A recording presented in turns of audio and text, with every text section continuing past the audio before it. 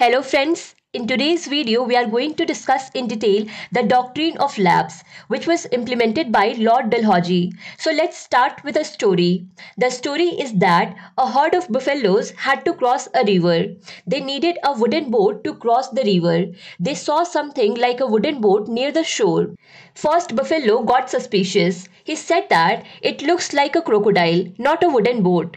The other said, "No, it is only wood. If you do not believe, then check and see."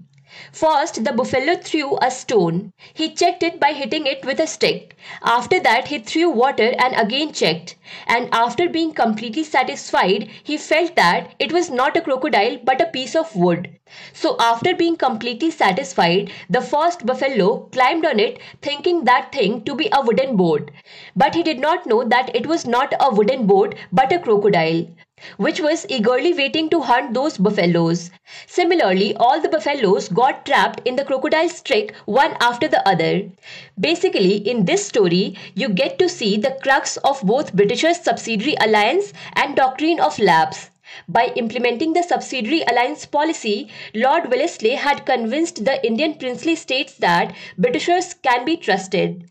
And that is why, by signing subsidiary alliance policy, many princely states, one after the other, abolished their army and hired Britishers' army in their state. Which means they trusted Britishers so much that they came under the protection of Britishers and became dependent on them. We have already uploaded a detailed video on subsidiary alliance policy. You will find the link of this video in the description below. Now let's see the details of Doctrine of Lapse. Wide-scale implementation of Doctrine of Lapse was done by Lord Dalhousie. Lord Dalhousie remained Governor-General from 1848 to 1856. When Lord Dalhousie came to India, he saw that there are three types of princely states in India. First are independent states, which have nothing to do with the East India Company. They are completely independent. Second are protectorate states, which are taking protection from Britishers by signing subsidiary alliance policy. The third is the dependent states. These are the states which have been defeated by the Britishers in one war or the other, and the Nawab here is just a puppet in the hands of the Britishers.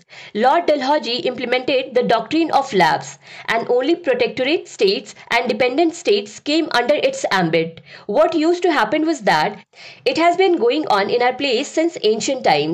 If the king or Nawab of any princely state did not have any child of his own, then he used to adopt a child to continue his lineage. But in the Doctrine of Lapse, different conditions were applied for dependent states and protectorate states. A condition for dependent states was that if the king or Nawab of the dependent states wanted to adopt any child, then the adopted child would have rights only on the personal property of the king or Nawab, not on that state. Which means the British East India Company will neither give any title nor any pension to the adopted child, nor will they consider him as king or a Nawab. And in such a situation, the princely states will be occupied by the British East India Company, which means that princely states will now become a part of the British presidency. Apart from this, it is said in the Doctrine of Lapse that if the princely state, which comes under the category of protectorate state, if its king or Nawab does not have any child, then the adopted child will be considered as successor of the state or not. Its decision will also be taken by the British East India Company. That too on case-to-case basis. That is, if there is no child of king or Nawab and the state is a dependent state, then sure shot East India Company will annex it. And in the case of protectorate state, there are high chances that it will also be annexed. So now let us see those princely states which were annexed during the time of Lord Dalhousie. Satara became the first victim of Doctrine of Lapse. Satara is a city in Maharashtra which was established in 1674 by Chhatrapati Shahuji and which was annexed in 1848. When Satara was annexed by Dalhousie, then Satara was ruled by Raja Shahaji of the Maratha Confederacy, who belonged to the Bhosle dynasty.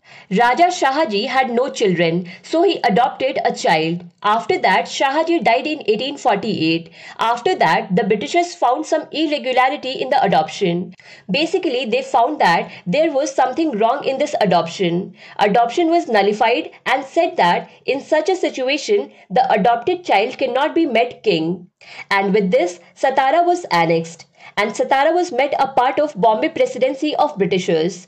A year after this, in the year 1849, it was the turn of Jodhpur, a princely state in the Bundelkhand region of Uttar Pradesh, and in the same year, Sambalpur, another princely state of Odisha. Both of these states were annexed by Lord Dalhousie by implementing the Doctrine of Lapse. After this, in 1850, a small hill station of Punjab, Bhagat, was also taken under his control by applying the Doctrine of Lapse. And in 1853 Jhansi, and then in 1854, Lord Dalhousie also included Nagpur in the British presidencies. In 1856, Lord Dalhousie returned to Britain, but Lord Dalhousie's annexations and his Doctrine of Lapse had fueled anger inside the Indian princely states. After reaching there, when Lord Dalhousie would be telling the stories of his Indian exploits to his friends, at that time the revolution of 1857 had started in India, for which one of the main reasons Lord Dalhousie's Doctrine of Lapse is also considered.